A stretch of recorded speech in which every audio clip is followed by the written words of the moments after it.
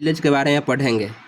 सबसे पहले आपको मैं बता दें कि टिलेज होता क्या है, वो तो हम बाद में बताएंगे ही। सबसे पहले जान लेंगे कि फादर ऑफ टिलेज किसे कहा जाता है। फादर ऑफ टिलेज या टिलेज का जनक जेथरो टुल को कहा जाता है।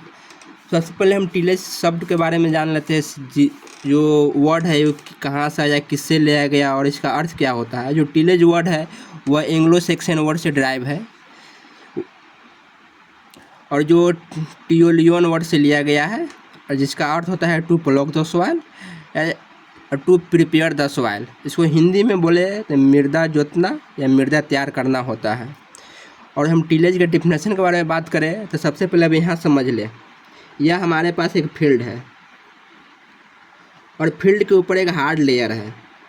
तो इसी जो हार्ड लेयर इसको हम ब्रेक डाउन करेंगे, उसी को हम टिलेज कहते हैं। जिससे अब क्या हुआ कि जो भी हम सोइंग करेंगे तो उसको फेवरेबल कंडीशन मिले जर्मिनेशन के लिए। जैसे कि ये मेरा फील्ड हुआ, इस पर हम रोटावेटर चलाए या कल्टीवेटर चलाए तो क्या हुआ कि छोटे छोटे ढेले में यह कन्वर्ट हो जाएगा। तो इसी को क्या कहेंगे, टिलेज कहेंगे। यह मेरा टिलेज हो गया। और यहाँ पर हम डिफिनेशन वाइज इसको समझते हैं। फिजिकल एंड मैकेनिकल मैनिपुलेशन, भौतिकी या यांत्रिक विधि से मिट्टी को उलट फर करना। किसके हेल्प के द्वारा, with the help of tools and implement. जो एग्रीकल्चर टूल्स होता है, रोटावेटर, कल्टीवेटर, देसी प्लॉग, इसके हेल्प से तो हमको कैसा रिजल्ट प्राप्त होगा, गुड तिल्थ। जो ये है वर्ड, जो गुड तिल्थ है, इसको बारे में आगे हम बताएंगे क्या होता है। फॉर द गुड सीडबेड प्रिपरेशन, सीडबेड का अर्थ होता है कि हमको मिट्टी के इस तरह लेवल कर देना है कि जिससे हमको जो भी हम सीड को सोइंग करें वो सही तरह से ग्रो कर पाए। एंड सीड जर्मिनेशन, उसी क्या सीड का जो सोइंग करेंगे तो अच्छा से जर्मिनेशन हो जाए, उसी को हम टिलेज कहते हैं। आपको बता दें टिल्थ क्या होता है। जो भी हम टिलेज करते हैं तो उसका जो फिजिकल कंडीशन को, वही फिजिकल कंडीशन होता है, उसी को हम टिल्थ कहते हैं। Physical condition of the soil resulting from the tillage. Tillage करने के बाद हम मिट्टी को छोड़ देते, खेत को छोड़ देते हैं एक लेवल करके, उसी को हम टिल्थ कहते हैं। आपको हम यहाँ एक जो ऑब्जेक्टिव है कि main objective of the tillage, सबसे पहले यह समझेंगे कि हम जो भी क्रॉप का हम क्या करते हैं, कल्टीवेशन करते हैं, तो उसमें हमको 30% जो भी कॉस्ट हो जाता है वो हमें जो कॉस्ट टिलेज करने में आता है। और मिट्टी को खेत को जोत कोट करना, ये भी मेन मेरा क्या कहते हैं कि 30% हमको खर्च यहाँ पड़ा जाएगा। मगर पोटैटो के केस में अलग है। यहाँ पर हमको 40% जो भी खर्च होगा ना, वो सीड मटेरियल के लिए ही खर्च हो जाएगा। क्लास क्या कहते हैं, कैरेक्टर क्या है गुड तिल्थ का। तो इसका कैरेक्टर मेनली 2 प्रकार है कि size of the distribution aggregates and mellowness. इसका कहने का अर्थ हुआ कि ढेले का आकार कितना होना चाहिए और ढेले का सॉफ्टनेस कितना होना चाहिए। अगर हम इरिगेटेड एग्रीकल्चर करते हैं तो उसके लिए हमको 5 मिलीमीटर होना चाहिए और ड्राई लैंड एग्रीकल्चर के लिए 1 से 2 मिलीमीटर हमको साइज होना चाहिए। और उसमें हर क्या कहते हैं कि मिट्टी में एक पोर होता है, माइक्रोपोर, मैक्रोपोर। तो मैक्रोपोर का साइज हमको कितना होना चाहिए, मोर देन 0.06 होना चाहिए और माइक्रो से लेस देन 0.06 होना चाहिए। एक ऑप्टिमम क्या कहते हैं कि जो क्लाउड हुआ उसको हम एग्रीकल्चर पर्पस के लिए उसका हम ऑप्टिमम और बेस्ट साइज कहेंगे तो 1 से 5 mm होता है। अगर मेरा पर्पस क्या होना चाहिए टिलेज करने का, टिलेज करने से क्या फ़ायदा होता है, इसके बारे में हम बता देते हैं। तो preparation of the good seed bed.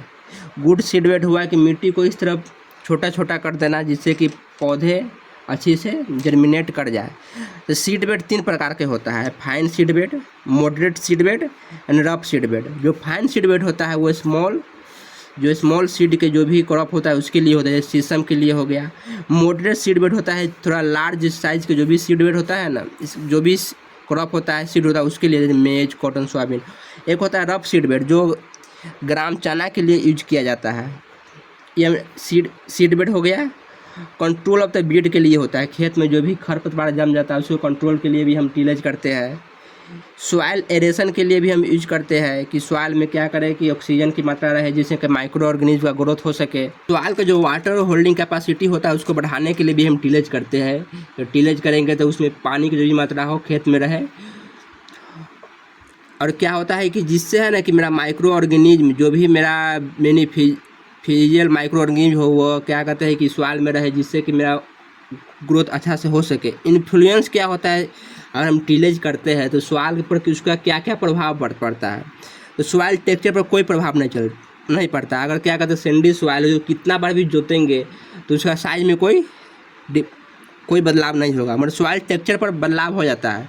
So soil structure होता है वो क्या होता है, क्रम्बी हो जाता है, छोटे छोटे स्ट्रक्चर में बढ़ जाता है। जो सॉइल वाटर होता है वो बढ़ जाता है।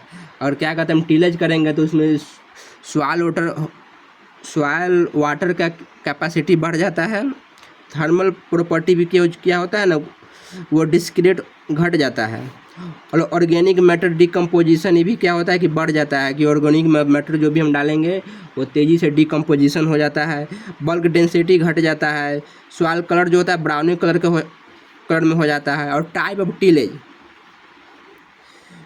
मेनली टिलेज को 2 भागों में बांटा गया है। On the basis of the time of operation, किसी फसल में हम कितने ऑपरेशन करते, कि फसल में किए गए ऑपरेशन के समय के आधार पर इसको 2 भागों में बांटा गया है, preparatory cultivation and after sowing cultivation. Preparatory cultivation होता है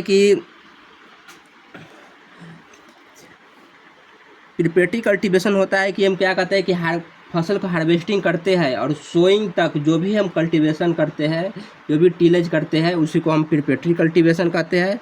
और आफ्टर कल्टीवेशन कहते हैं, जैसे कोई भी धान का फसल लगा हुआ तो उसमें बीडिंग करना और अर्थिंग अप करना, उसको हम आफ्टर कल्टीवेशन कहते हैं।